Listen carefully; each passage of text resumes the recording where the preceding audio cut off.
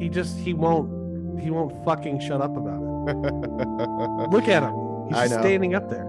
I know, it's infuriating. He can't get out of his own fucking head about it.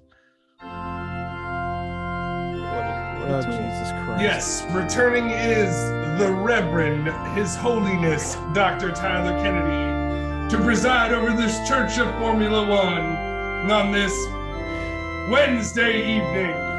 Can I get a hallelujah, brothers?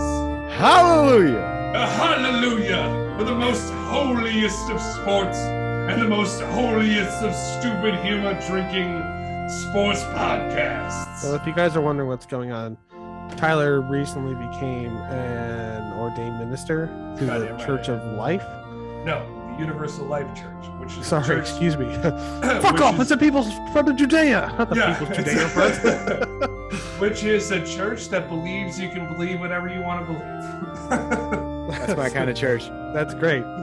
And he'll we now have a resident reverend. So if you want to get married, say on a race weekend. And with that, let's get into it.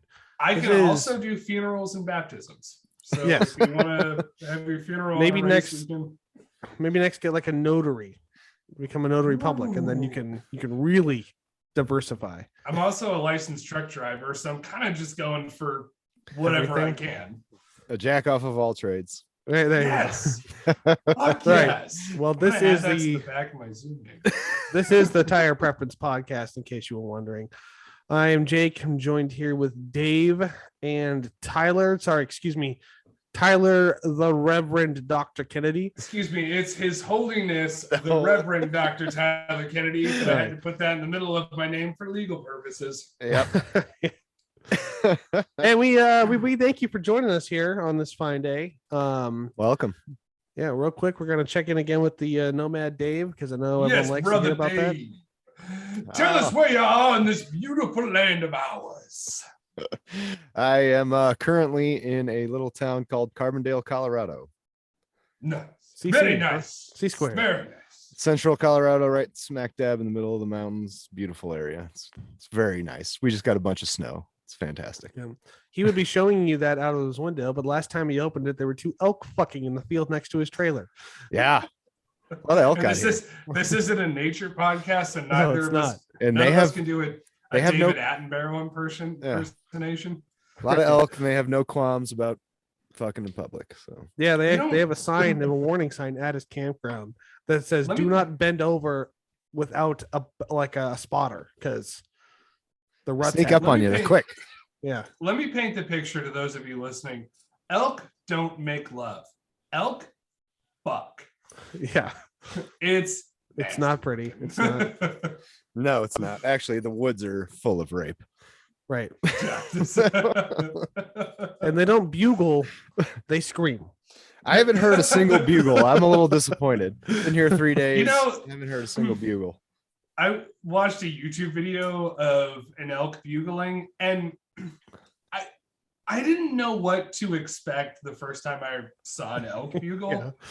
But that wasn't it. No, and it's an eerie sound, man. It's really weird. I remember the only hunting experience I ever had was on a video game, and I shot an elk. I whipped it and hit it right in the ass, and I heard it bugle as it was running away, and so it just got quieter and quieter, and I never found it. I said, "This probably isn't for me." I was also using a 44 Magnum with a scope as long as the gun on it, so it probably wasn't the best choice, but it looked cool, so I chose it. Nice. Right. Well, so we're going to get to talking about the news a little bit, even though I don't really think there's much noteworthy stuff. We are post-race. You just saw the Australian GP. Yeah. Coming out a little late, but logistics are kind of hard with us being in 3 different locations in the whole fucking country.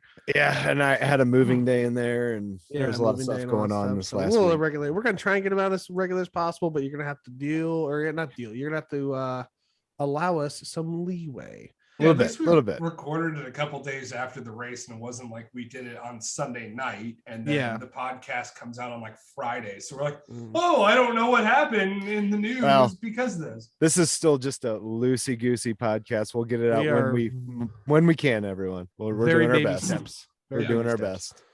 And to go upon our immaturity, let's do a beer check. Beer check. I got a Arrogant Bastard, a bourbon barrel aged edition. It's sitting at 8.1, which I don't think is that far off of the regular Arrogant Bastard, but it's pretty hardy. good. That's hardy. Yeah, it is hardy. It's got a really bready taste to it. Very malty. Nice. Coming from the wondrous mountains of Central Oregon, I told you, won't on the other side of the Cascades lies a brewery called the Boneyard Brewery. Yes, in the Boneyard Brewery, they make a brew called the Incredible Pulp. And they had a bountiful harvest this year. A bountiful harvest of pulpy fruits to make a pulpy beer. Kind of went a little Scottish in there, was that? When you have the Holy Spirit of whatever you want to believe running through your veins.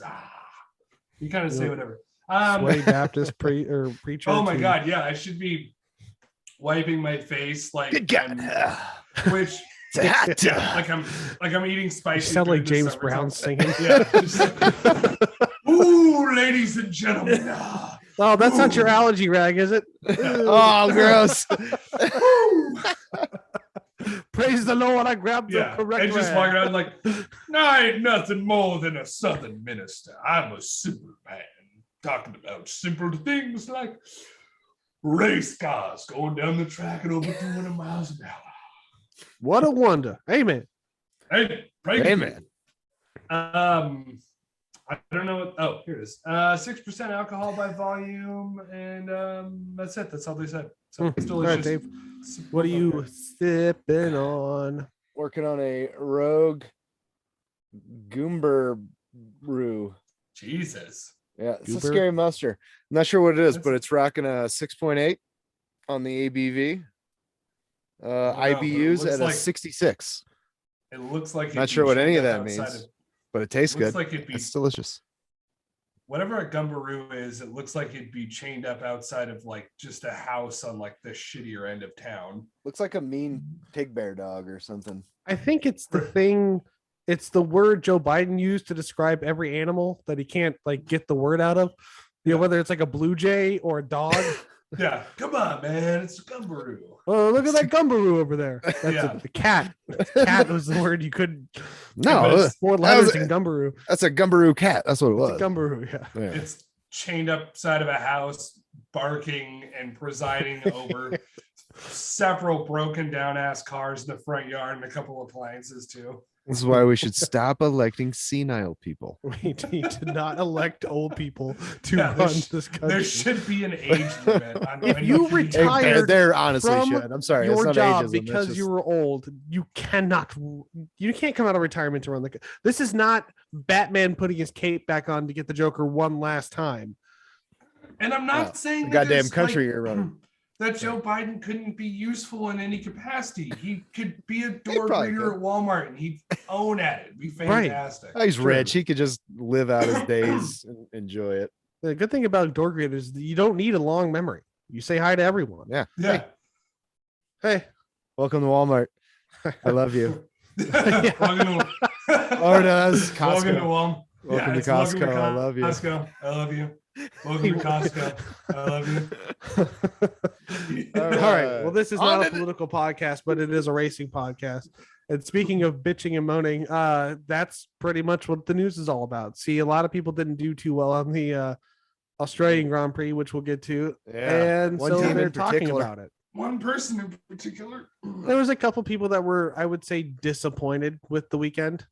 Yeah. That's a good way to describe it. Disappointed. some bug in my eye. Yeah, so it's just the new power rankings are out. If you're watching the three races, you can guess where everyone's at. Leclerc's on top. George He's the beast Russell's right now. fourth. No.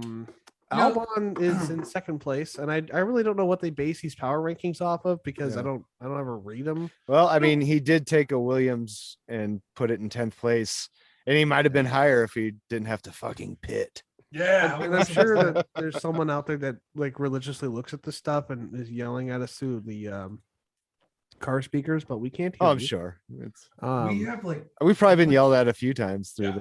the speakers But or whatever. the power ranking things, every time I see it, it reminds me of a commercial on MTV a long time ago. It was just a weird MTV plug, and it was a sexometer, and it was different members of a band. It was like the lead singer was like, Oh, yeah. like Redline, and it was like the bass player's like, wah, and the drummer was like, wah, and then it showed like French horn player just goes, Yeah. It's like, so Power Ranking is just like Max Verstappen, like Charles Leclerc. It's like, pinning on a red line, and then it shows like Lance Stroll, and it's like. See, I've never put any stock in any kind of power rankings because, as I might have said in this podcast before, I'm a huge baseball fan, and I've had my team on years. They've won the World Series. Were ranked like so low in the power rankings. It's like that; those never really matter. Well, I my never favorite thing really about put these, much stock into them. my favorite thing about these rankings, like this one that just came out, is that there's a 3-way tie for 5th. Why is there a fucking tie? Just figure out who's better. Yeah, Max Verstappen, Sergio Perez, and Lewis Hamilton are all tied for 5th. Make Max Verstappen 5th and Hamilton 6th and Sergio Perez 7th, because Max won last year. Hamilton didn't, and Sergio Perez came after they did. Easy peasy. Or because I feel like it's based off of like race performance and just these weird metrics. I don't even really know how they're described. You could be like, oh, like his hair color. Guy, he's got better hair. Like, Lewis Hamilton has cornrows. Like, okay, he gets to be like 5th place and something like that. I think it's just someone that wants a job, and they're like, I can mean, develop these power rankings. Yeah, but the thing is, like, I would love to like come up with the made up power rankings for F1 week by week, because that person probably gets paid like $100,000 a year. Right, no shit. Right, so getting us into the news, Max Verstappen is bummed because, spoiler alert, he did not finish the race. We'll get to why and when that happened later. He's super sad, and Christian Horner is like, yeah, it's totally understandable that he's frustrated after the second DNF in 3 races. Yeah, when you're only finishing a third of your races. Right, which is fucking... Because he's always said like he's not worried about Max Verstappen leaving. He said the same thing about Ricardo, because Red Bull's so dominant, but they haven't finished 2 out of the 3 races this year. Yeah, I can see it now. Like, this is strangely familiar. It's understandable why he is frustrated if we win the championship, but we're not competitive. Right. I just see that line in the next season of Drive to Survive. 100%, and I think that. Because Max Verstappen started it to the beginnings of starting his own race company, so maybe that'll turn into something. Maybe he'll be racing for himself. Yeah, I saw that today, but I had to imagine it's like real preliminary stuff. Yeah, it's not. They're not biting for a seat. Audi and Porsche are closer to getting a spot in F1 than I'll say. Yeah, I heard they were making bids to get in pretty soon. Yeah, they should join up with the Andrettis. Yeah, oh, actually, I would like Andretti to do his own thing, and then so we get 4 more racers on the grid. Either that or have them join with Haas. That'd be good. Yeah, true American team then, even though Andretti is an Italian name. He's got a. I mean, they've lived here long enough, right?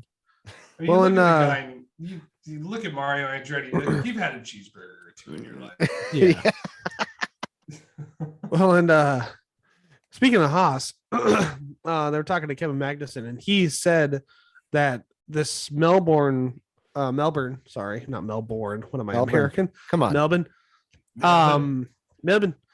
That race was a bit of an outlier. Like, it was just a fluke, an oops. Yeah, they didn't have a great weekend. No, they didn't. I was using a different controller, I didn't have the same chair I usually sit in, whatever excuse you want, but they were not on the pace. They looked night and day different from the first 2 races. So hopefully it is just a fluke and they can fix that shit, because I like seeing Haas dominant. It's fun. They were doing awesome. And my wife and I were watching the last race, and it's like, what happened to Haas? Where are they? I was thinking the same and thing. It's like they were battling, but they were doing it all at the back of the pack. And they were putting up those fights, but they just weren't where they were in the previous 2 races. And it's like, I hope this isn't like something. Maybe it's just a one-off. Maybe we'll see. I tried it because I was a little worried with their their performance and Red Bull as well. But I also have to remind myself, like, this was the third race of a 23 race season. Like, but every point counts. It's true. Well, and isn't it kind of crazy, real quick, I'll let you finish, but it's kind of crazy that it is only the third race because I feel like we've seen so much. Like it's already been kind of it seems like pretty it's been eventful. A long season. Each race has been, we've had multiple safety cars and we're 3 races in, and Leclerc is like 33 points adrift in the championship. Like that's incredible. I have the standings right here. He has 71 points, and George Russell is in second right now with 37. Yeah, which is incredible for George Russell too. He's in second place in the championship, and he hasn't even won a race. This is the first time he was on the podium. Yeah. Was it his second podium ever? Yes. No. First for Mercedes. No, he got that one at Spa last year. Oh, that's right. Yeah. Where he said a win's a win. Yeah. No matter what. Hey, fuck it, take it. Was he saying that too? Like, oh, a podium's a podium. Like the only reason you're on the podium is because Red Bull broke down. Yeah. Well, he was on Williams then, so he can say, hey, a podium's a podium. But now it's like he's on Mercedes, so get that podium. Why are you third? But I bet he wishes it was the Mercedes of last year or 2 years ago. Yeah. Right. I'm sure that's what he thought was going to happen when he signed too. Mm-hmm. He thought he was going to be on that dominant team. I don't know. I think the weird, like I was watching him in his post-race interview, and I don't know if it's just because he's joined the Empire or what, but I'm not liking him as much as I did last year. I don't know. I was looking at it, I'm like, it's George Russell now, and he doesn't have that same charm of like working super hard with a shitty team. Sorry, Williams. And fighting for those results. Now he's just like, drive a Mercedes, me. He's a little less likable now that he's with the evil empire, but like I said, they're not doing great. So he's doing well, and I still like him as a driver. I think he's still a decent dude. So I mean, but they are second. It is in the constructors championship, but you're right, they're not doing very good. You know what I mean? They're not performing like Mercedes performed. Right. It's 8 years. And it's nice to see him like Mercedes are where they're at, but it's Leclerc is lead charge for Mercedes. He's got a substantial lead over Hamilton. Yeah.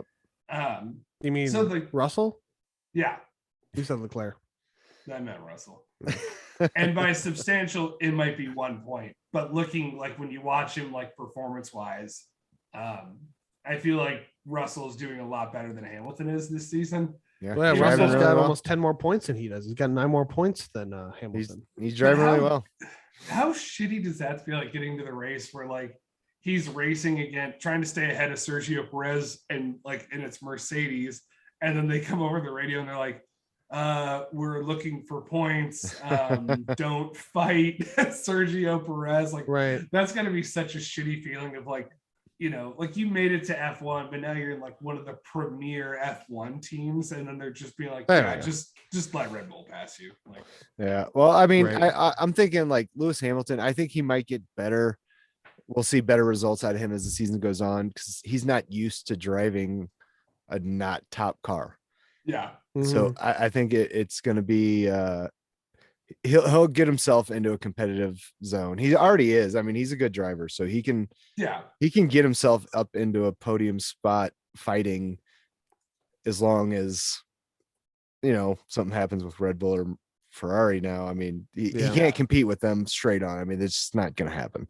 No. But that's that's the crazy thing about like how long the season is like, all right, Charles Leclerc is 33 points ahead. But if he wrecks out in one race, then then his lead is gone. And then as we saw last year, like with that's 25 points gone right there.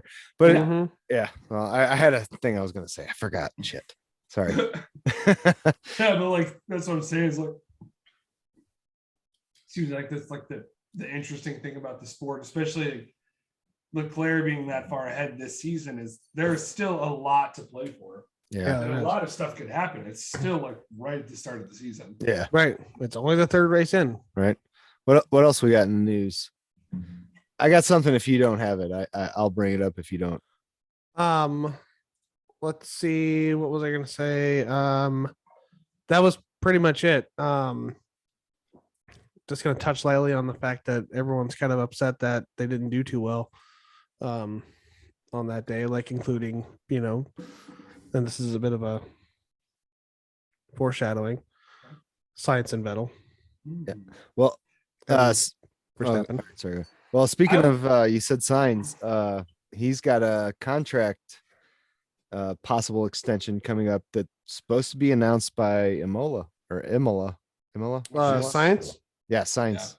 I bet he stays with Ferrari. Well, it's predicted. What I read, there was a thing. I forgot who wrote it. It's predicted to be a 2-year extension. It's what everybody's guessing it's probably going to be. Which I assume he will go ahead and just jump right on that and sign that. No problem. I think he earned it too. Oh, absolutely. And I think this was a really bad weekend for Sainz, but I'm still gonna keep saying we're gonna see a lot more good things for him this season. Well, and we have. I mean, he's finished second and third so far this season? I want to see him do better than Leclerc a few races. You know what I mean? I want to see him. Oh, I'm sure. I don't want to see him as just the second man. I like Sainz too much. I want to see him kind of. He's too hungry for that. Yeah, I want to see him take charge. And some people have a second man mentality, but that man does not. I feel like at some point this season, there's a lot of pressure to be in F1 already. Yeah, you're one of 20 people that can do it. You know what I mean? So right. But to be leading the championship for Ferrari, that has to be so much pressure. I have to imagine at some point this season it'll get to Leclerc. I don't know. I'm sure he'll get. Every racer has his down days. So yeah, he'll get hit with it. He's on a super up right now. I mean, the first Grand Slam for Ferrari in how long? Right. Not since Fernando Alonso was driving. I think at 08. I think that's what they said. 08, 07, something like that. Yeah. So I mean, it's a lot of pressure, and it's gonna hit him.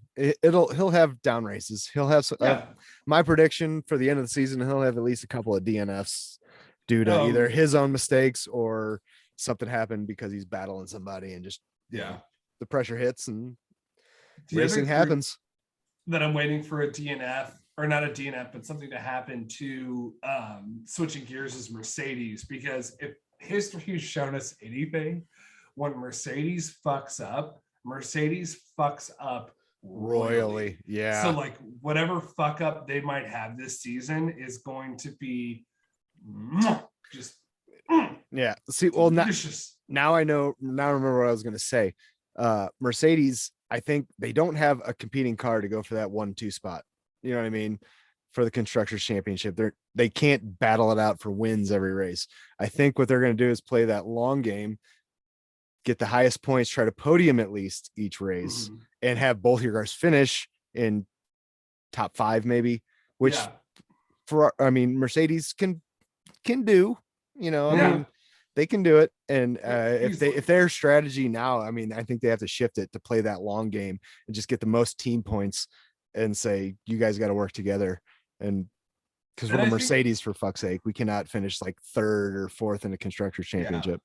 And I think that's why it worked in Leclerc's favor over the weekend, because he got 3rd place. And I think Hamilton was right behind him. Let me just look that up. No, Leclerc was 1st place.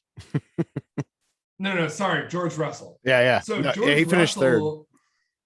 And Hamilton was right behind him, but the team, even if it looked like Hamilton was a little faster, they weren't going to risk any losing points to Lando Norris or anything right behind him. So they just kept those guys, George Russell and Hamilton, because you would in years past, you would see them tell Bottas to pull over and let Hamilton by. Right. No, I remember. I think now they're saying, hey, Russell's got the pace.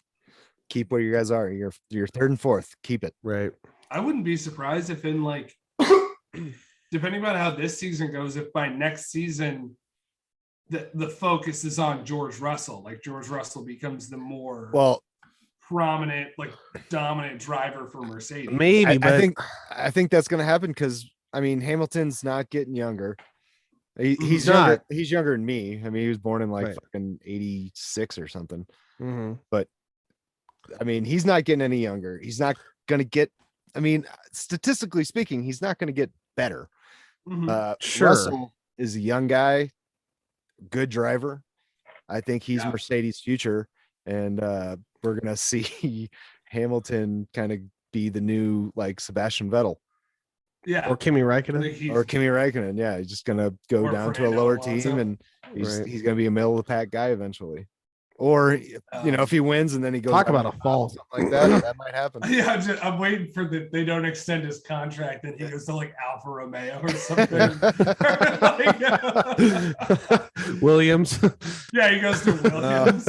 So him and Alex Albon are starting side by side. And Alex Albon will have moved up. It's gonna be him and Latifi. Yeah. 19 and 20. All right, well, let's get to the first time. Oh, yeah, his last season's gonna be at Haas or something like that, just like bringing up the rear. Yeah, so let's get to the race. It was a bit of a thing. All right, hold on. That was kind of was the Australian Grand Prix. Yeah, the Heineken Grand Prix. The Heineken Grand Prix in Australia, Melbourne, Australia, for the first time Albert Park, 2019. 2019, and they've made some track renovations. This thing. One of my favorite things is right at the start finish line, there's a giant banner that's like Heineken 0.0, 0. Ricardo or something like that. Yeah. So every time they come down the straightaway, everyone just gets reminded that this is Daniel Ricciardo's home race, and we love Daniel Ricciardo more than anyone else. Did you guys see that link I sent you about Daniel Ricciardo and his signature wine, and you get a decanter that's the mold of his foot? The shoe. I got to the point of putting my credit card number in there just so I could find out how much it is. You want to take a wager? You want to guess how much that wine bottle costs that you get the free decanter with? $265. $1,000 US. You were under, and Tyler was over. It's 700 Australian dollars. Christ, what's that in US dollars? Like, I don't fucking know. $30. I don't know. What's that in real money? And we do everything in US increments on here because there's not an Australian flag on the moon. Okay, we don't make our money with the Play-Doh press. You know why? Because it's USA. Right. USA. Not ASU. Not ASU. We need to practice that. Next time do. We're really USA champ. we're not representing the country. Right? Yeah. Last two times we did that, it was awful. I think we just need to be more drunk. Having said that, we will take any reason to chant USA. But we do love the our Canadian Australian Grand Prix listeners. was this weekend. USA, USA. I'm one of those weirdos. It's like, yeah, I love my country, but I'm not gonna scream USA. Like, I don't do it every single day either. It's just I hate those people. It is. Every time funny. Yeah. That's how I help the turd get out of my ass. USA. Yeah. Fuck you, China. All right. But we do love our Australian listeners and we do. our family members that are Australian. All y'all down under, we love you. Yeah, that's right. Oh, you guys got a family down under, huh? Yes, we do. That's right. We have family connections to the Southern Hemisphere. And they live in Melbourne. Nice. So getting back to the race qualifying. Fun things about qualifying. Fernando Alonso's lap. That was incredible. He had a masterpiece working. Yeah. A fucking masterpiece. And then what was Q3 for the first time in a long time. He was working on a good one. He had Leclerc's time beat if he would have had a good it was sector. The first he had to have a really good third sector, and that sector can be a little tricky. It's got some hard turns in it. But I mean, the last two turns, the one right as you're hitting right before the pit exit or entrance, and then that last turn before the straightaway are pretty damn tricky. Yeah, I feel like had one going. But getting back to qualifying, Leclerc qualified first with 2 Red Bulls right behind him, followed by a McLaren and then 2 Mercs. Carlos Sainz also had a very terrible qualifying and only got 9th. I felt so bad for him. I did too. And I think he had a good lap working too, and then Alonso went off, and it screwed up his lap, and there wasn't enough time to get in another. He kind of got hosed on that qualifying there. They pulled the red flag, and he backed out like less than 1 second before he crossed the line. Yeah, if they had waited just half a second, I think that was kind of like, well, I mean, I don't think he had great practice. Well, he had an okay start to his practices, but yeah, he was doing good. The quali, yeah, when he got hosed on that and sent down to fucking P9, was it? Something like that, yeah. Yeah, that was just like, man, that's just Sundays. It's going to be a fight that it's going to be hard to win, especially when you're apparently his car was fighting against him. Yeah, a little bit. I don't know. But because both the cars are relatively the same. I mean, there's slightly little differences here and there, and like the preference and all that stuff. We did see a lot of porpoising happening, which was we haven't seen that with Ferraris yet. Well, but the Ferraris were having a huge issue with porpoising. But Leclerc was still doing really good. He was doing very well. Yeah, I was surprised at how well he was keeping control of that car. He led every just watching lap. that thing. Yeah, man, his head just like yeah. But then you see the Red Bulls and the Mercedes behind him, and they figured it out. Yeah. So yeah, that's something that Ferrari definitely has to look into, because their porpoising right now is the worst I've seen out of any team. Do they need to look into it though? Leclerc says it doesn't bother him, and they still won. Well, if it's not as bad as the porpoising is, they seem to be doing really well. If it's not bothering Leclerc and he's okay with it and he's doing well, leave his car alone. But he says he doesn't even notice it. If Sainz having an issue, or he's gonna have a detached retina by the end of the season. Yeah, no, I'm telling you, man, that's Jesus. I don't know how they swivel going those speeds, checking their mirrors and shit. Anyway, put the porpoising in there, and you got to do that, man. That's especially that's tough. That camera angle they have inside the helmet now. This is the first season. That is so cool. Yeah, the only thing is, it's like it's not a true vision of what they're seeing, because there's way more glare with that camera than there is. Well, and you're also like looking with your eyes too. Yeah. So but it's like, Steve, but it's still so cool to see. It's such a narrow viewpoint too. Well, through the helmet. It just shows you like what their reaction times have to be like, So speaking of red flags in qualifying, how about someone here has them on their fantasy team? Look, it's my puppy. How about Lance Stroll crashing into Nicholas Latifi? Yeah, why don't we talk about that real quick? Yeah, because that's my driver, and he goes and swings himself into your driver. Yeah. And then come on, man, what are you doing? Playing by the rules. What is this Latifi guy doing? Crashing into me. And then you watch the video, and you're like, "That was 100% your fault." You slowed down, like you passed him going full tilt boogie, then you slammed on your fucking brakes, and Latifi's like, the drivers can't communicate with each other, and so Latifi's like, be fucking hilarious. No, he thinks he's canceling out his lap, so okay, I'm gonna pass him up. Yeah, and Latifi was on an out lap, and Lance Stroll was already there, so he thought it was a cool down lap, and he passes him, and Latifi goes, okay, well, I'll just return the favor. And then he passes him, and Lance Stroll in the post crash interview said, well, he passed, like it slopes down, and he passed in a weird spot, and yeah, it was just like an accident or whatever. But you see his arms to like last second. Yeah, it was really awkward how he would just try to come up and pass me right there. It's just really awkward. And I love that he could do not as awkward as like you realizing that you have a dash cam after you run into someone. Yeah.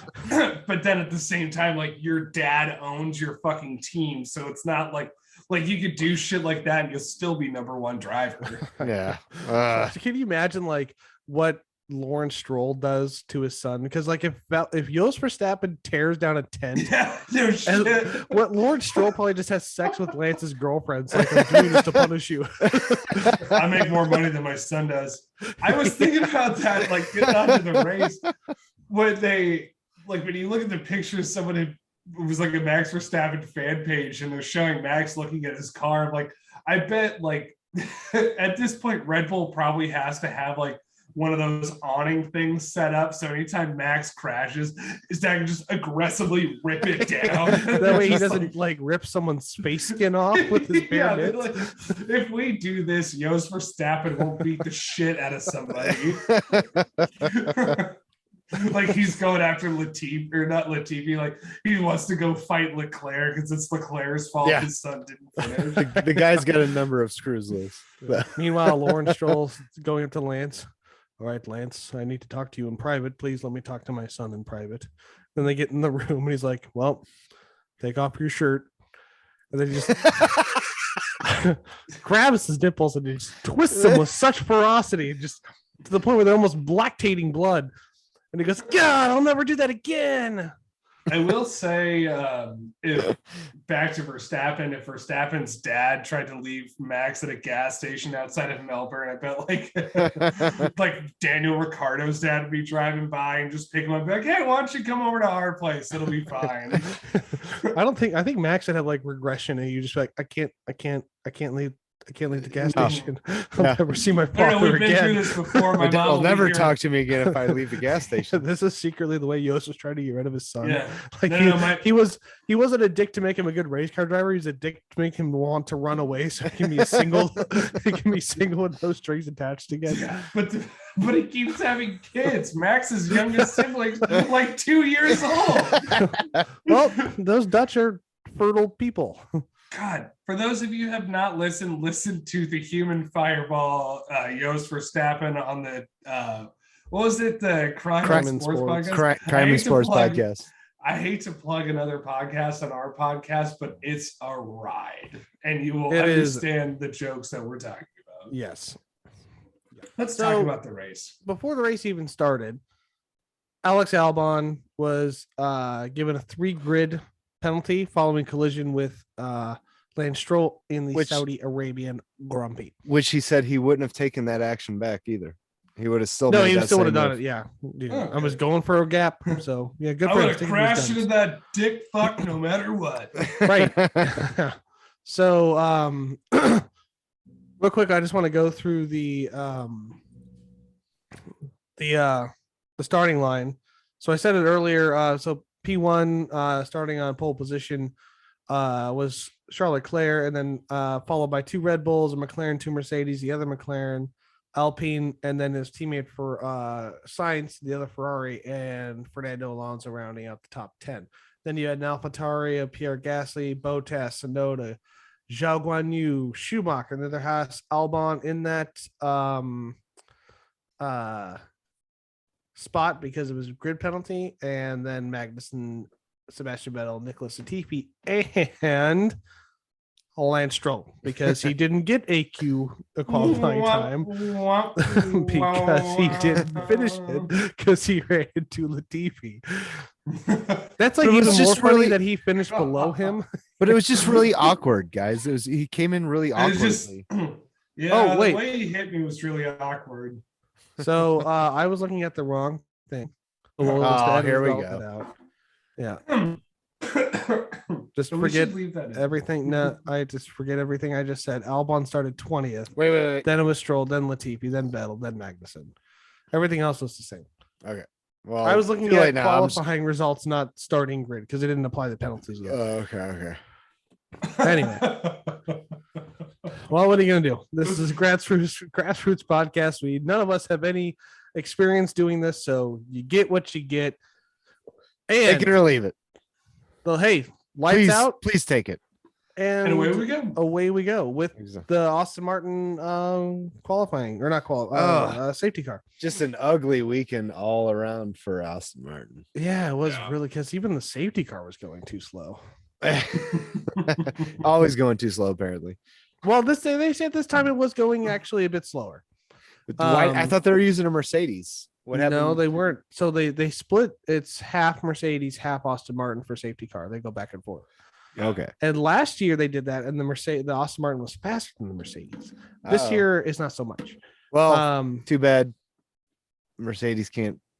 Well, they're doing okay on the track. Not Mercedes on the track, but they're in second place. They tripped at the start. Yes. But so did Red Bull. I So think real they're- quick before the race starts, I also wanted to point out that there has been a rule change Oh yes. called the Max Verstappen rule. Oh Where yeah. You can't be a fucking dick I during fucking the love. restarts. I love this. I love Oh, especially God. they made a I rule love just that it's called the because. Verstappen rule too. I know. Is it actually called the Verstappen rule, or is it? That's what they called it on the Is this- broadcast. Is that what? Yeah, I that's heard like- them call it that on a broadcast, but It's like calling the Affordable Health Care Act Obamacare. yeah, okay. It's almost interchangeable now. But basically what that rule means is you cannot pass or be direct. You can't have your front tire pass their mirror is what that rule basically is. Because Verstappen would, I mean, he would just be all up in their Oh, business. Yeah. He was trying to When time are it you right. gonna go right now? You're gonna go he right was now. pushing him, pressuring him. Psychological race warfare. It worked. People got nervous on the restarts, Yeah. and he was almost right next to him when it happened. So it was just a dead drag race to whatever. So yeah, we do. So those are the first ones, and now we can say, lights out, away we go. Lights out and away we go. And away they went, and it was Yeah, a the way they did go. good It battle. did go, off. and I when they did that restart, I thought Verstappen was going to overtake Leclerc, but he held on to it. He did well. He He kept it. Yeah, no, I thought on that straight, like he was gonna, the way he fucking jutted out, it looked like he had a slipstream and he was gonna come around and get that pass. Yeah. But then Leclerc kind of came out a little bit and just took that turn proper Well, and forced Verstappen to race. Yeah, really, and it really a testament to like this. I know that's like a little bit later into the race, but really a testament yeah, we'll get back to it. to like the straight line speed of the Ferrari, because half a lap, I mean, a couple corners later, Verstappen was way out of control. Yeah, he was already like 2 seconds, 3 seconds up. Yeah. He just adding more each lap. Yeah. So Yeah, Ferrari's looking good. Ferrari's looking great, very good, except for on lap 2. No, it was Ferrari lap did not. 1.5. Oh yeah, What that are was. you talking? I don't Actually, think it didn't look good when the lights went out because Carlos Sainz had an anti-stall issue with his car and immediately dropped 5 places. Yeah, he had a terrible start. He got Terrible passed start. really quick. Yeah, And then coming into that turn, he was fighting off fucking he was. Schumacher, wasn't he? He was in a he little battle with was- Schumacher. Yeah, And yeah, he, because he ended up going wide, doing a little understeer, and then and into the gravel, and Into that the just kind of grass, yeah. fucked this whole race. Yeah, that was it. now sometimes when because he slid backwards between the two Haas cars. Yeah, and then once he stopped, he was just his wheels dug in. And he couldn't go Yeah. anywhere. Going backwards into the pea gravel, you're pretty much gonna get instantly beached, like we saw him. Yeah. do. The tire spun, but later in the race, and we'll talk about that.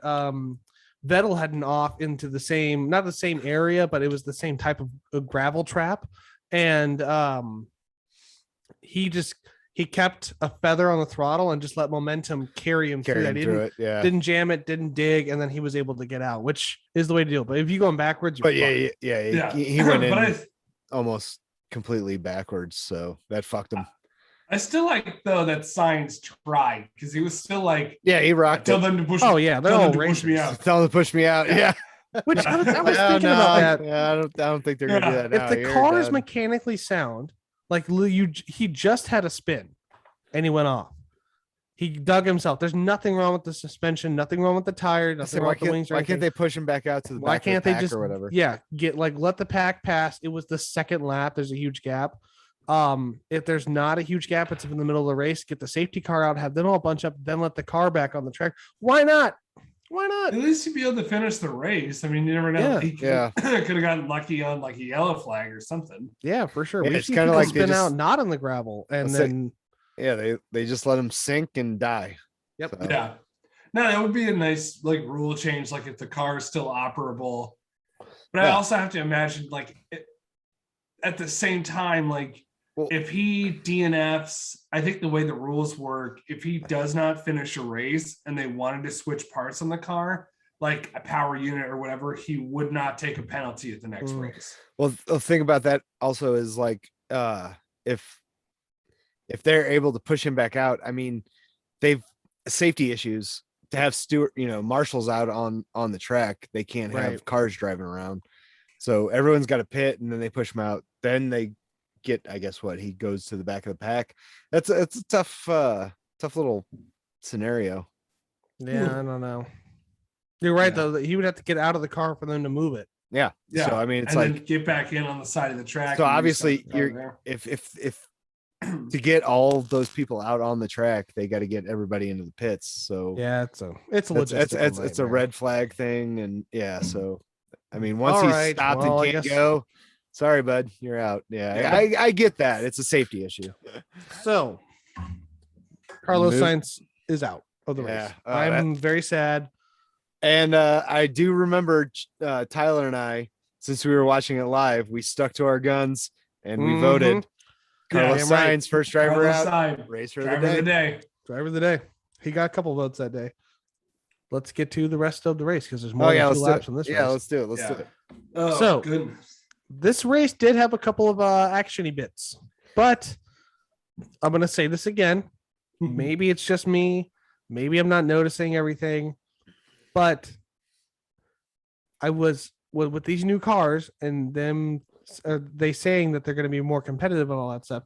I, in my mind, was expecting more battles like we've seen with Verstappen and Leclerc in the first two races, right? But across the whole field, and I ain't seeing it. But Albert Park is also like a very I was about to say, hard yeah, place to pass. yeah. There's not a lot of good passing opportunities at Albert Park. But they so it I feel looks like I mean, every- they did you were smooth making out it to more make it faster. competitive Yeah. for passing it. You can't then change the fucking tracks if it's not Well, that easy. also, like- I mean, it's very early in the season. These teams are still trying to figure out these cars, That's true. you know. So I mean, I think deeper into the season we'll see way more of these close battles. I think Yeah. right now, I mean, people are still kind of trying to play it safe, trying to figure out where you can take those, you know, follow close, take those cuts and not lose downforce, and where's the Alright. dirty air, and it's going to take a little while for everybody to figure out the cars. So I think I'll let halfway you through have the that. season we'll start really seeing what these drivers are doing with this new setup. And the tracks that just don't, there's no good ways to pass, like with the size of the cars and stuff. Monaco is never going to be a track that's going to have more than one No. spot you can pass on. Like, Well, even with the Monaco's new always Grand one Prix. on Saturday. Everyone Well, knows yeah, that. everybody knows. Yeah. that. Everyone But, like- knows. Unless you fuck up your pits and like burn a nut off, burn all the threads off. Ow! Of Sorry, Yeah. Valtteri. That's still So- fucking. I remember when we watched that, I was so happy because, you know, I'm not rooting for Mercedes, but at the Right. same time, it's like, fucking, I love Bottas. God damn it, Mhm. that sucks. Yeah. Sorry, buddy. You know, But that's, some tracks are like that. Some races are like that where it's just Yeah. kind of boring. And I feel like Mhm. apart from a few really exciting bits, like Sergio Perez just effortlessly passing Lewis Hamilton without DRS, is like one of those moments. Like, on Yeah. a curvy bit of the track too. Yeah, like, he it just wasn't even he a just straight straight line. up overtook. and that's No DRS needed. nothing, just whizzed by it. Shortly after that, I think there was a red flag right after that, and then that was what we were talking about right at the start of when we were talking about the race a couple minutes ago, when you saw that restart between Verstappen and Leclerc, and it was real close, like going into the first turn, like Verstappen might have this, and then Leclerc just pulls away, and it's like, you cannot fuck with their straight line speed this season. Like, No, it's you like just when can't. it's like when they used to run the V8s and the V10s. Ferrari was extremely dominant because Bring back the That- fucking V10s. bring back the fucking V10s. That's what they make for their cars. So they're really good at making that shit. Let's get to that restart we talked about a little earlier with Verstappen Oh, yeah, yeah. and Leclerc. Yeah. We already kind of covered it a little bit, but one point I wanted to make was one of the reasons that and we see this a lot with battles. One of the reasons that Verstappen just couldn't hammer it home was because the line he took pushed him into the old rubber, all the marbles on the track, and the marbles are so the cars when they turn, it's not like you're turning your car that you drive. These cars are less turning around a corner and more controlling a slide, if you will, and that creates a lot of friction, which takes off the tiniest amount of rubber.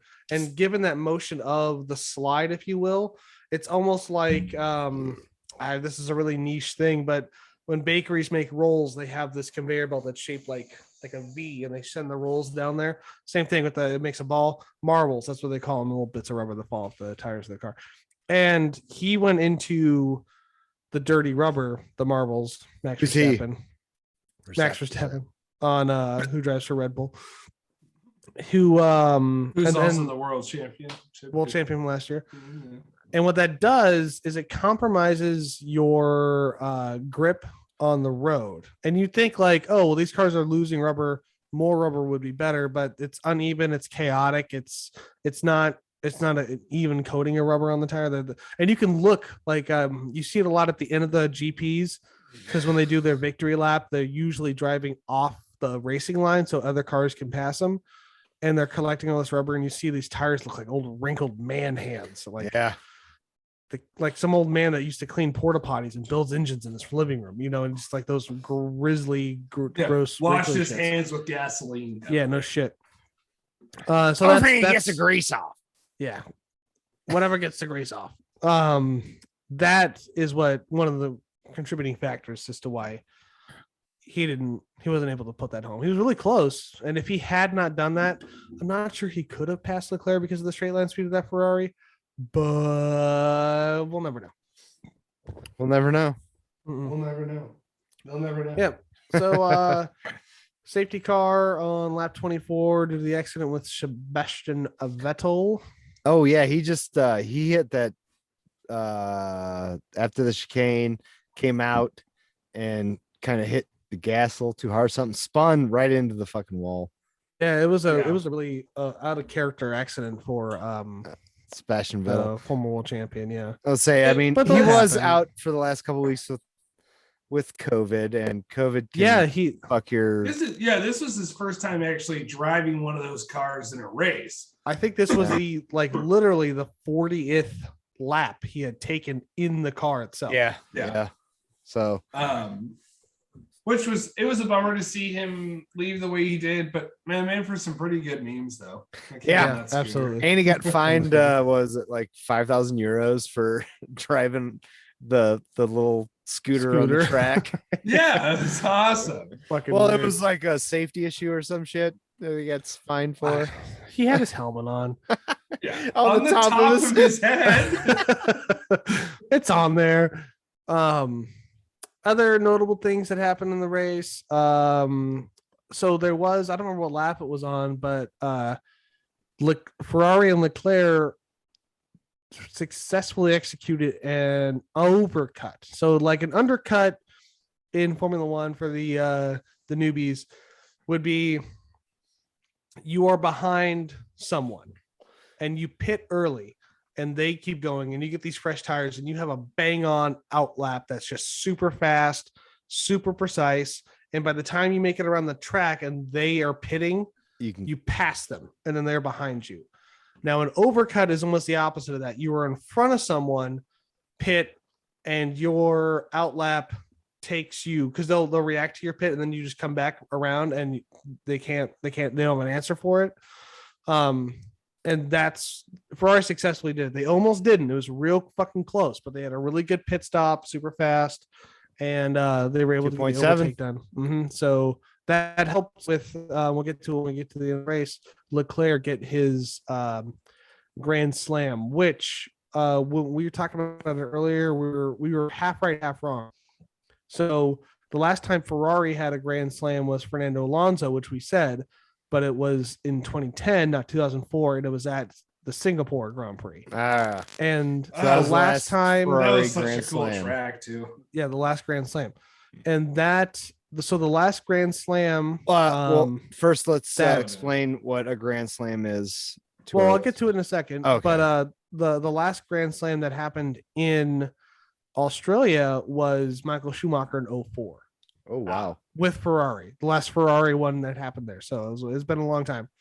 And a Grand Slam is you get pole position, you lead every race of the lap, every lap of the race, and you get the fastest lap, and that is what they call the Grand Slam. It's a lot harder than you think to get, because to lead every lap in the race is not easy, especially very tough. Yeah, overcut or the undercut.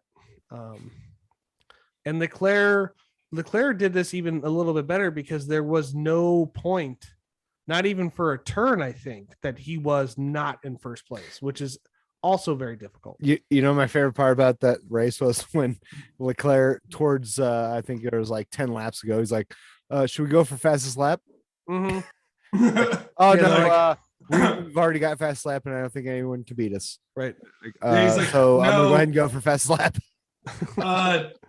There's too much traffic. Okay. For fast lap. Yeah, there was like, you could hear him over the radio processing it, like, no. Okay. Yeah. Okay.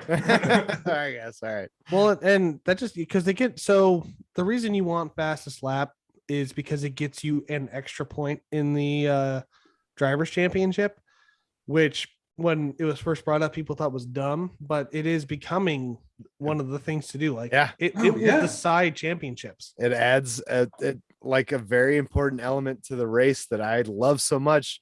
Get that extra point for that fast lap. You can either steal it or take it. It, you know, it's been great to see, like, you know, there's some races where, like, an example is like Sergio Perez would be like, he'd have a full pit stop ahead of the person behind him. So, and Hamilton, like, thinking of last season, and Hamilton would have like the first, like, the point for fastest lap, and he could pit. It basically would be a free pit stop because of how far ahead he was. And you could strip that point from him, which could be huge. Yep. And Red Bull is really good at stealing away that.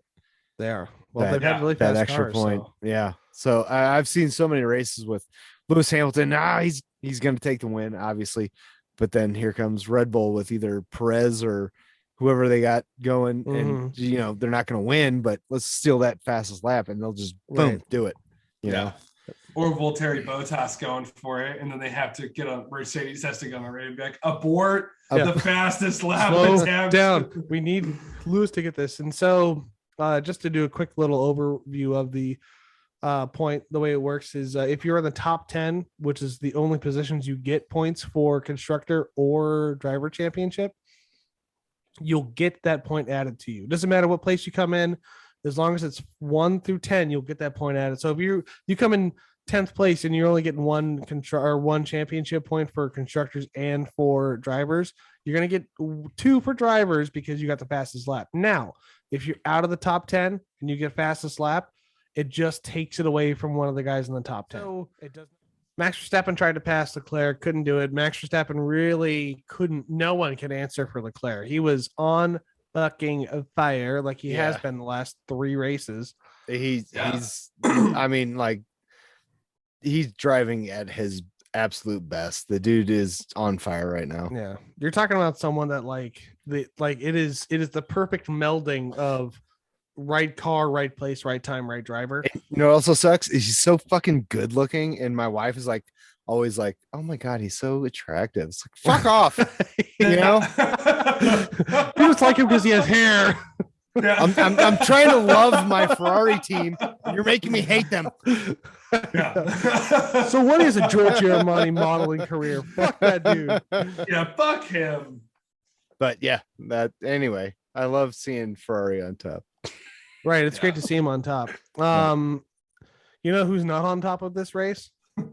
Max Verstappen.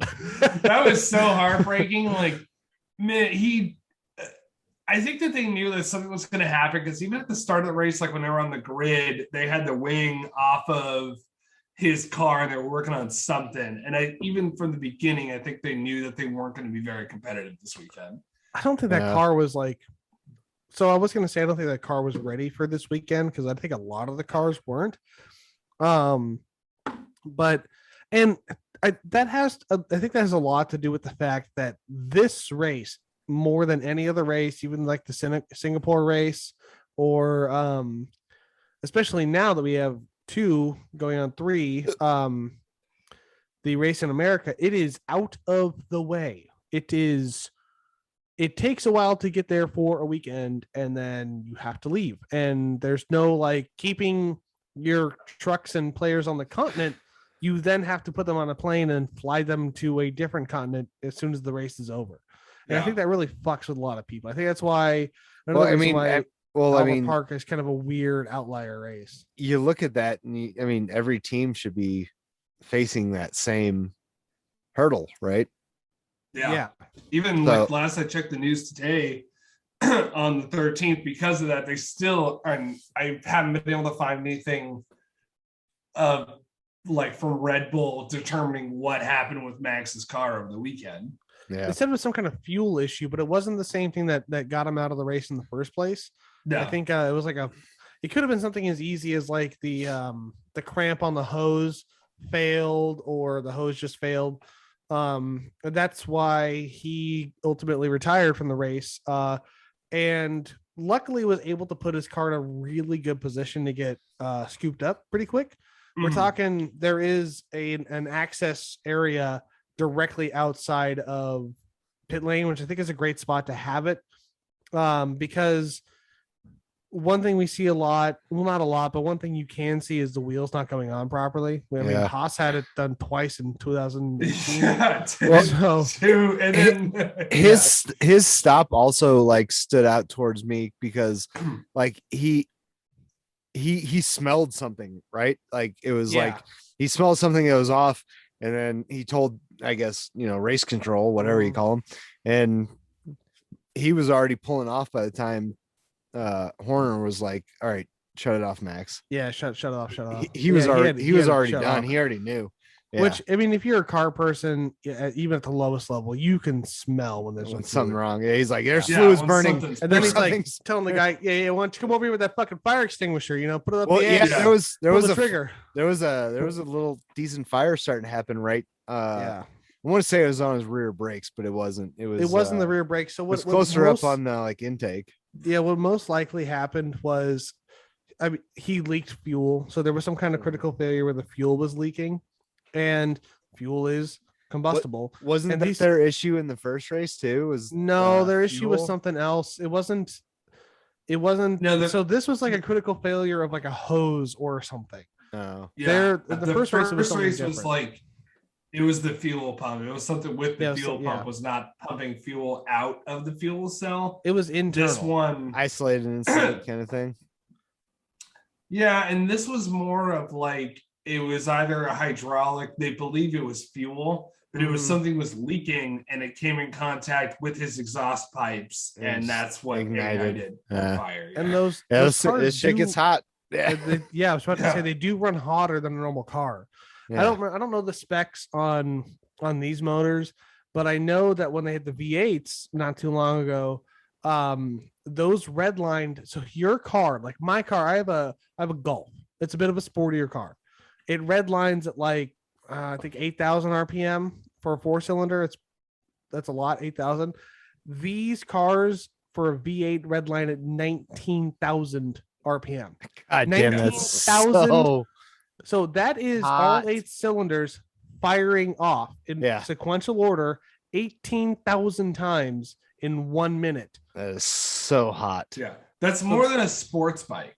That's like 150,000 explosions every second. Yeah, it's fucking ridiculous. So these cars run hot, and the motors are. I don't know if this is still true, but I remember back in the day they were seized as sit cold, so they have to be pumped with hot water to expand them so they're up to functioning temperature. I was about to say they have to be running to get cold air over those engines and shit. Yeah, exactly. They can't just sit idle for too long or they'll overheat. And well, and because of that, that's what happened. His fuel there was a critical failure in some type of delivery system that caused fuel to leak on a hot part of the motor, whether it be the block or the exhaust, and it caught fire. And he was able to stop the car in a good spot and get a fire marshal out there to spray it down. They removed that pretty quick, got that cleaned up fast. Because that'll be a good red usually flag. I mean, if it's in a different spot. Let's give it up to the unsung heroes of the F1 world, the marshals that get out there and clean up those messes and do it definitely is in a pretty timely fashion, if you ask me. They do. I mean, they do it pretty quick. So and I think it was hats off to those guys. They're working hard. Yeah, absolutely. I think it was in qualifying. One of the cars lost a couple bits off, and the dude was like full arm extension sprinting out to the track to get it. Probably so he didn't get splattered on the wind visor of some F1 driver. But become a fucking red mist on the side. Yeah, he comes around, then you just see mist. Yeah. These cars are fucking knives and hammers at the same time. But hey, thanks guys. We thank you appreciate for the what you marshals who, in case you didn't know, or the marshal kind of, I think like a law enforcement being in the States, that's just what they call the volunteers and I think most of them are I mean, they might get paid, but they're just volunteer for that job. Yeah, a lot of them volunteers. And they wave flags, they clear debris, they help the drivers. They get into an accident. They're the people that have to be at the racetrack but don't get to watch the race. The unsung heroes of race weekend. Yeah. Oh, go on. So Max, wrecks out. I think it was lap 39. Critically fails out. Sorry, critically failed out. Yeah, he didn't wreck out. One thing I also wanted to bring up about the race was the pitch strategy that Williams used with Alex Albon. And not pitting. I was wondering. I was like, dude, you're gonna get how many fucking places do you get knocked down if you don't pit? So you can get the black flag for not pitting, which if you listen to our last episode is a disqualification. And there was one time where it was a what do we do situation, and it was Michael Schumacher, and he had not pitted once throughout the race. And on the last lap, he came in, technically past the start finish line, and changed his tires all at the same time, and won the race with pitting, not pitting. You know what I mean? How is that possible? Well, they hadn't run into that issue before. They hadn't. Well, so technically, he went in the pit lane. The start finish line was before his pit box. Sorry. Bless you. I'll edit that 3.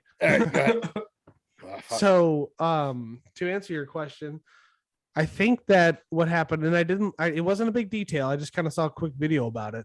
I think on the way to his pit box, he passed the start finish line, which if you're racing, you pass the start finish line in the pit lane, it still counts as a lap, right? Or else people will be getting down laps every time they pit.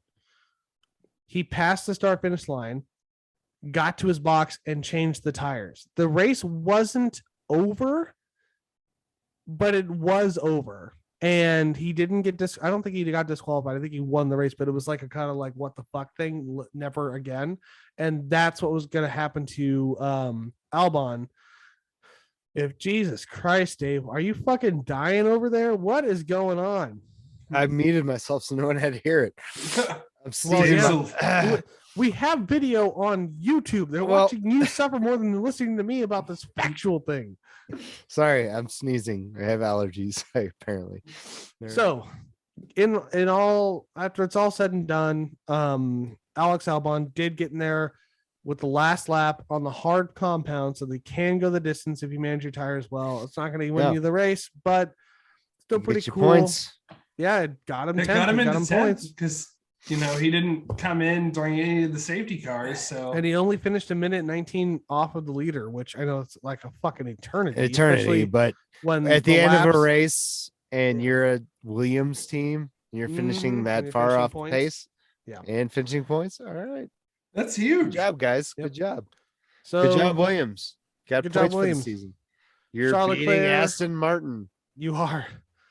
Charles Leclerc passes the finish line in first place, scoring him a full 26 points. I think it's 25, but he got the fastest lap. If you're watching Formula One, and you'll notice, like at the beginning of the race, people are getting fastest. They're getting fastest lap every lap. It's really sparse. It's like if someone has got a really powerful lap and they're trying to head off a pit, they'll get fastest lap. Otherwise, they're not. But when you get toward the end of the race, everyone's getting a fastest lap. One reason is they're trying harder to get a fastest lap because it's getting toward the end of the race. But the other reason is that they are much, much lighter because they're using way less fuel. And they got to the point where unless something catastrophic happens, the cars are only ending up with a liter of fuel left, which they weigh, but it's very light. It's much less than what they start off with. So you'll get more and more faster laps just because the cars are lighter. Yeah. So Charles Leclerc passes the start finish line in first place with Sergio Perez following 20 and a half seconds later. And that is just like, just sit there real quick and count, like pause this podcast, count 20 seconds or set a 20-second timer. And just imagine before you press play, a fucking rocket ship passes you and then press play. 200 miles an hour. Yes. Like when he crosses the finish line at 200 miles an hour, Sergio Perez is behind him at 200 miles an hour, and it still takes him 20 seconds to catch up. That's how far ahead he was. Fucking massive lead. Then we saw George Russell on there, and this. So one thing, I don't remember what number it is, but this is yet again another unique podium. We have never had Leclerc, Perez, and George Russell on the podium. It's George Russell. They all card together, right? Well, we're talking. No, Sergio Perez is much older. And Sergio Perez is much older. Yeah. Sergio Perez is closer to my age, I think, than so around our age, in between all of our ages. Yeah, I'm the old man here. We can all say it. Well, we're all thinking of it. We won't say. So George Russell came in third, followed by Lewis Hamilton, and they were actually pretty close. Only about 3 seconds separated them. Lewis Hamilton just didn't have it this weekend. I don't know what's going on with him. I think he's a little shook from last season still. The car doesn't perform 100%. I'm gonna go with he's so used to that high performance Mercedes that he's 8, 9, 10, 7 championships that he's been he with won 7 championships. I think and they now, won 8 constructors championships. I say now all of a sudden he has a car that's competing but not competing at the same level, right? And it's going to take. I think Lewis Hamilton will reach George Russell. They will, yeah, but as of now, I think Russell's the Mercedes man. I think he's more hungry. Like he is more hungry than Hamilton, and Hamilton might wake up. We all know he's a great racer. He's doing great things. He's pushing this Mercedes as shitty as it is, to its limits. But I think he got a podium. Right. He only got the podium in the first race. Well, he already got a podium with that shitty Mercedes. So yeah, well, it also took a double Red Bull retirement for him. It did, but it also shows that he can take that shittiest car and drive it to its maximum potential. Yeah, I mean, he's 100%. still Lewis Hamilton. I mean, the guy is a phenomenal driver. Yeah. Lewis Hamilton does not. But a lot of that, he's not there by accident. Like Lewis Hamilton has more than earned his place there. It's funny because I used to say that like Lewis Hamilton can't win a race unless the track in front of him is all clear, meaning he's in first place. Yeah. But now the way that the Mercedes is performing, the track is all clear in front of him because the leaders are so far ahead of him, and he's still only finishing where he is. So let's round out the top 10. Charles Leclerc got first, followed by Sergio Perez, then George Russell of Mercedes, Lewis Hamilton of Mercedes, Lando Norris of McLaren, Danny Rick got 6th in his home Grand Prix. Yeah, and then he got points, and that was enough for the home crowd. That was enough. Yeah. He finished 0.4 seconds behind Norris. They almost passed the start finish at the same time. Yeah, it was a close race between those two. Super close between those two. It was good. It was good. Hard. I mean, they both fought each other both ways. So yep, it's a good race. Yeah. Ocon takes 7th, racing for Alpine. He's the number 2 driver. Valtteri Bottas for Alfa Romeo, their number 1 driver, and Pierre Gasly, Alpha Tari, who is their number 1 driver, and then Alex Albon, Williams number 2. Either way, Williams with some points in the from points. Not a rookie driver, but a rookie driver for them. I mean, it's new guy, the new guy on campus, Alex Albon. What did he race for like 2 years last time he was in? Maybe 3? No, Alex Albon. He was with Red Bull for a number of races, at least. Yeah, he raced in 2020. Right? It was this 2021. He didn't have a drive. He was just their backup driver. Yeah, because they got Sergio, but like he was with who, AlphaTauri, or was he with Williams? No, it was AlphaTauri. No, he was with Red Bull, and then they let him go, and then Sergio Perez came in, and he was their backup driver. Yeah, I know that. And I'm saying, what team was he before Red Bull? Oh, he was with Toro Rosso. That's what it was. AlphaTauri, yeah. Mm-hmm. He was with their junior team. Mm-hmm. He's been a junior Red Bull driver for a long time. Yeah. So either way, let's not discredit Albon's performance. He did a great job getting points for Williams. Yeah. I mean, they weren't expecting to get points in that race at all. Yeah, and no, they did. weren't. And he came out with one. Which is still huge. It's huge. It is still big. In the points, like yeah. I mean, that's fucking still a win. And he didn't cry about it. It was I was gonna say it was last year. Russell was crying about points for Williams. And when Russell fought really hard for that. When you watch him crying, you could see Max and Daniel Ricciardo, who had such a great friendship together, watching them in the background. Yeah. I will say one cool thing about Alex Albon is, and I'm pretty sure there has not been another one, but he is racing under the Indonesian flag, so he's an Indonesian racer. Oh, yeah. I thought he was Filipino. It might be Filipino. I think it is Filipino. I think it might be. I think his like mom or something was Filipino. Yeah. So basically, and his dad was English, and he. Well, yeah. So here's where his dad's in jail too. Probably. Oh, that's hard. I shouldn't say probably. I don't know their whole family. So no, I think his dad was like. I think there was some story there where like his dad was tied to some sort of financial crimes or something. Well, I just wanted to bring up real quick, Bummer. the racing license and all that stuff. So, as far as my knowledge goes, you can be born of a country and then choose to be under a racing license from another country. And I don't think that you need to have dual citizenship in that country, but I think the country has to accept you to represent them as a race car driver. And I think the reason Alex Albon did that, because he's lived in Britain for a very long time, so he's got British more than he is Filipino. He's got a British accent too. He's got a British accent. Oh yeah, thick too. But because he has that family member and he's got that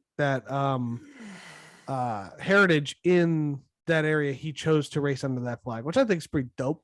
Yeah. They got him more sponsorship money, that's for sure. Yeah, absolutely. Especially if you're like the only one or the first one. He beat the fourth English driver, I think, on the grid. Mm-hmm. But instead, he's Indonesian, and we get to hear a different national anthem if he ever gets on the podium. Yeah. But right now we're hearing a super different happy national combo. Yes, I don't know. I've heard the British national anthem and the German national anthem enough times that it's time to hear something new. I would say, now I've heard of the Monegasque national anthem. And the Italian. My joke about F1 forever was any F1 fan knows 3 national anthems if they're not from Germany or Britain, and that is their own, Germany and Britain's, because Lewis Hamilton won so many fucking times for so long. And then it would be like you had Nico Rosberg would win, and it would just be the German national anthem twice. I think they only play it once in that. I don't know. I would say, how would they work that when you got, I don't know, a German constructor and a German driver that wins second go around? But anyway, so that's the Heineken Grand Prix at Albert Park. Overall, as a Ferrari fan, pretty satisfied with the results. So I've seen my points up there. Quick check in with the standings. Leclerc is a ways ahead of George Russell, who's actually in second, and I'm getting Amber Alert currently.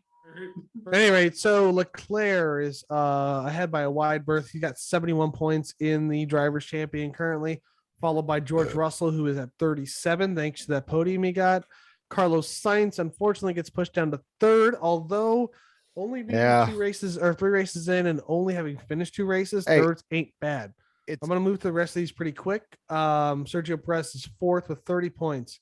Hamilton follows him in 5th place. Driving for Mercedes is 28 points. Max Verstappen, Red Bull's first driver, 25 points. Esteban Ocon, number 7. He is Alpine's second driver with 20 points. Lando Norris driving for McLaren. He is their first driver, I believe. He has got 16 points. K-Mag is Haas's number 1 driver. He's got 12 points. Valtteri Bottas is number 10. He's Alfa Romeo's number 1 driver at also 12 points. Danny Ricciardo, so that's the top 10, but there's points all across the board, really. So I'll just finish these off. Dan Ricciardo, McLaren's second driver, I believe, I could be wrong by that, is 8. Pierre Gasly, AlphaTauri's number 1 driver, has got 6. His teammate Yuki Tsunoda has got 4. Fernando Alonso, driver, Alpine's number 1, has got 2. Zhao Guan Yu, his rookie year, first race, got 1 point for Alfa Romeo, the number 2 driver. Alex Albon, because of the last race, has now 1 point for Williams. The Constructors' Championship, I'll just do the top 10 because that's all we really care about. Ferrari's got 104 points. Mercedes sitting second with 65 points. Very large gap between them.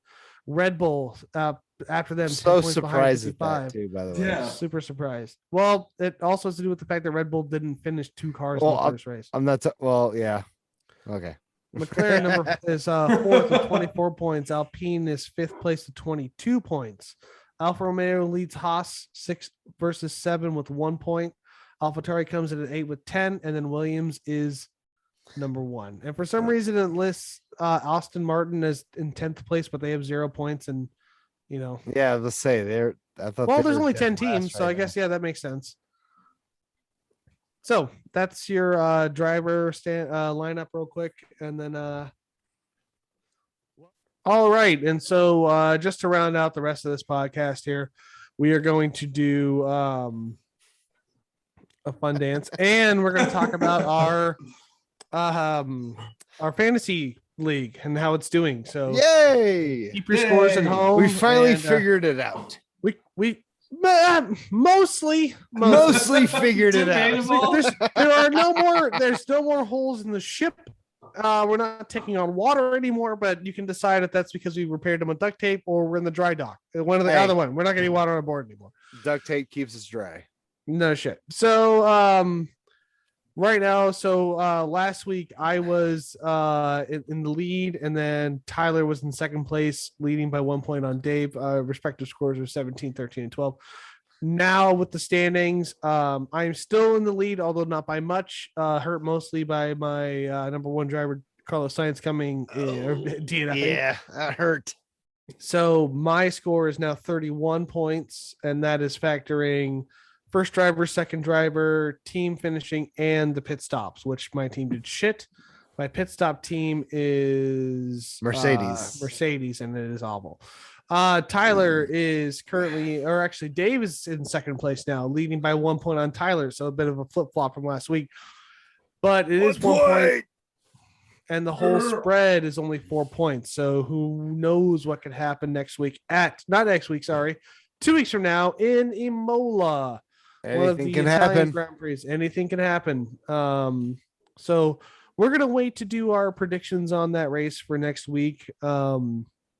Just so it's a bit more tidy, so we're not having to repeat ourselves or anything like that. But we'll come out with a podcast talking about something, and then related to F1, and then we'll give you our predictions on Imola and all that stuff, and maybe a little history on the track. We'll see. But having said that, we have now unfortunately reached the end of the cast. It's been a good one. I feel it's been a good one. Ride. You guys always never. Wait, hold on. How do we word this? You never cease to amaze me at what you can teach me about the sport of Formula One. Well, thank you, Dave. We're here Thanks, as an educational podcast as much as a funny one about, I don't want to call us comedians because are we? Not at all. Do we count? We're not stand-up comedians. When we make people laugh. We try to. Yeah. On a public sense. I'm not putting it in my bio. It's not going to my. No. I'm not writing that I'm a comedian. I'm not saying I am a comedian. No, those are going to my fucking. What do you call it? Your Twitter bio. Your Twitter bio. Yeah. I got stand-up credits now. I get comedian credits. If we get to the point where we're making $100,000 a month because of this podcast, I'm going to list myself as an F1 enthusiast. Yeah, exactly. I mean, at no point will I call myself an expert on the sport. I professionally dabble in Formula One only because I get paid to do it now. I like the professional. Right? I like that professional dabbler. That's dabbler. I want to keep my persona of the noob. I like it. I So don't you're know a novice shit. dabbler. I'm You a are a novice novice. dabbler. Yeah. Tyler and I are the professional dabbler. I want to know. You are an apprentice dabbler, and we are Yeah, master exactly. dabblers. I don't know if master dabbler is a good thing to go tell people I am. Yeah. Whatever. At any I'm a rate, master- so hey, that's whatever works. right now, currently, if you're listening to this you are currently following us on YouTube. So congratulations to you. Yeah, You get a big air high five from all three of us. So let's, boom. Good job. That was better synchronized than a USA earlier, but we're not going to talk about that. Yeah. So make sure though that you hit that bell to get all of our notifications. You like and Like you tell and your subscribe, friends. please. Well, yeah, like and subscribe, but tell your friends to subscribe also. And you know as what? well. Drop a comment in there. Say hey, say what's up. Yeah. I'll probably Yeah. like it. I'll probably comment back on it if I think it's something clever while I'm taking a shit. If not, I probably won't. But we'll see what happens. I'll give a let's say, shout out. I won't read it. They will. So Dave cannot handle it, but I'm Tyler and I will sensitive filter and through. soft. We're can't- going to tell I Dave can't all do the it. best ones. So just And so far, a shout out to Cody. He's been the only person that's ever commented Yeah, on any yeah, of the thank you, videos. And Cody. he's a Thank you, Cody. huge Pierre Gasly fan for God knows whatever reason. Right, and so he's an that's who he amazing roots driver. for. He's got a well, he's fucking- got a good driver to be a fan of right Cody now. was also the person that took Adderall for school and was concentrating more on blinking one eye as it needed hydration than listening to the lecture. Well, that makes a little more sense when he's a Gasly fan. Cody Lamb. What Cody. a guy. Maybe just Cody. We probably shouldn't blast. Yeah, is him. it just Cody? Well, no, Just- you know what? He's got a band, the Brainiacs. Go check them out. You Let's know, go what? plug yeah. to the Brainiacs. Go check out the Brainiacs. They're a great psychobilly band. Thank Yeah. you to Cody and the Brainiacs. Yeah, thank you to Cody and the Brainiacs. We're also gonna do a quick little plug session. So I am on Instagram as _red_Kennedy45. You can find me on Twitter at the Red Kennedy 45. Go follow Dave at Featuring Friday. That's on Instagram. He and his wife do that. They chronicle their nomadic travels. It's fun. It's a fun thing. Fun to escape reality. You can find Tyler at t.k.66 at was it Gmail or No, Hotmail? you just find me. It's on Instagram at t.k.66 if you want some lackluster Instagram content. Mhm. And that's it. I got an Facebook as well, but I don't ever post shit and I never get on there. So Yeah, Okay, I don't- so next post step on my Twitter. in this podcast, we'll go ahead and mention it now. We will have a Instagram up and running soon. We will Yes, we're working on that currently. we'll get it going. We'll get it going. Also, but one thing we do have up and running that I was about to plug is the Tire Preference Podcast Twitter at Preference Pod. Please go follow that. Give them a follow. There are no tweets as of yet because I keep forgetting to log into it. I Yeah. don't. So I made a Twitter for myself. We and all I need to be never fucking admins on use that it. so we can just throw shit on there. Just to Yeah, have something. I will tell you tonight that I'm going to log on and make you admins. I will actively forget, and then I will do it tomorrow. yeah, so a week from now we're gonna have revisit this. Oh, conversation. Maybe a yeah. month. Maybe a month from now, you will finally be admins on that Yeah. thing. All right, so go Hardcore follow all skid those. marks out there, you will be compensated for your Yes, thank Yeah, you. your all loyalty. All of We'll you, get you. early listeners are a part of the The Rubber Army and the, The skid Rubber marks Army. are our special. all the forces. skid special marks forces. in There's the a rubber joke army. I keep wanting to say about it, but I'm just not gonna go there. So I'm not gonna do it. I'll tell you guys after hours. So I'll tell you the joke. We'll have a Patreon for the Well, After yeah, Hours exactly. conversations. We will have a Patreon where we will do special podcasts where Tyler and I just dredge the bottom of a flooded dumpster fire fucking radioactive landfill of dirty dark humor, and you guys can listen to it on that. And I'll just cackle in the background. Dave will go into active cardiac arrest because of the stuff we're going to say. Mhm. It'll be We fun. look forward to it. Everybody's It'll be gonna have a good time. It is. All right. Well, on that, I'm going to go ahead and say keep it between, or not between lines, keep it within track limits. Don't get that black and white flag. Yeah, Track and limit. make sure reliability issues plague you, but you got to keep your foot on the gas. So keep your foot on the gas. I like that. Yeah, exactly. That's gonna have to be Good. your sign off from now on. Is keep Keep your foot on the Keep your gas. foot on the gas. Just keep your foot on the gas. It's vague and specific at the same time. Mhm. Well, I don't have a sign off, so I will. Well, just you'll get close one. it I off. found Yeah. mine immediately. Look, Tyler. Dave's sign off is follow all KOA rules. Tyler Yeah. regulations. Please follow all KOA regulations. No fires after 10 p.m. and keep your music down. Yeah, Dave's exactly. sign off is keep your music down.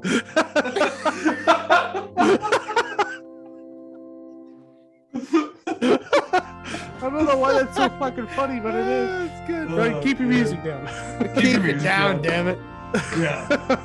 You're only Right. allowed one kumbaya per birthday. Let's give her another go. Keep within track limits. Keep your foot on the gas. And I love you. That'll be Dave's from now on. All right, guys, we'll talk to you next week. We'll Have a talk good to you one. next week. Later, guys.